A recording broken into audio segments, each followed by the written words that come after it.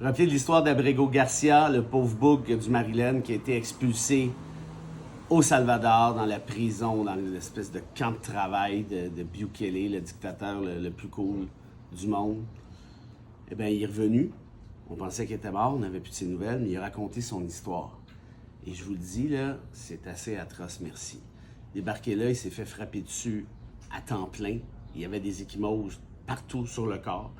Il s'est fait mettre à genoux avec 20 autres prisonniers toute la nuit. Et aussitôt qu'il y en a un qui tombait de fatigue, il se faisait taper dessus à coups de botte d'en face. Il a passé tout le temps là-bas avec des lumières, des néons en pleine face, pratiquement pas d'accès aux salles de bain. Frappé donc, je le répète, à qui mieux mieux. Et on le menace aussi en disant, on va te changer de cellule, on va t'envoyer dans l'autre gang de rue, puis ils vont te dépecer.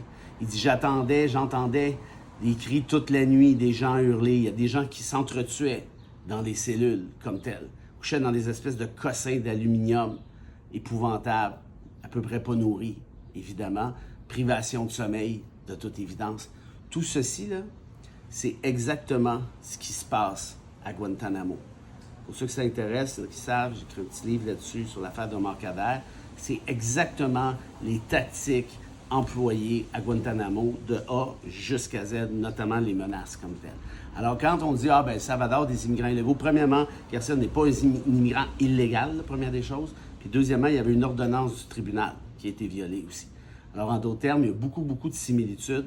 On est en train de pousser le bouchon peut-être une coche plus loin avec des arrestations encore plus arbitraires que dans le temps de Guantanamo. Now you do what they told ya. Now you do what they told ya.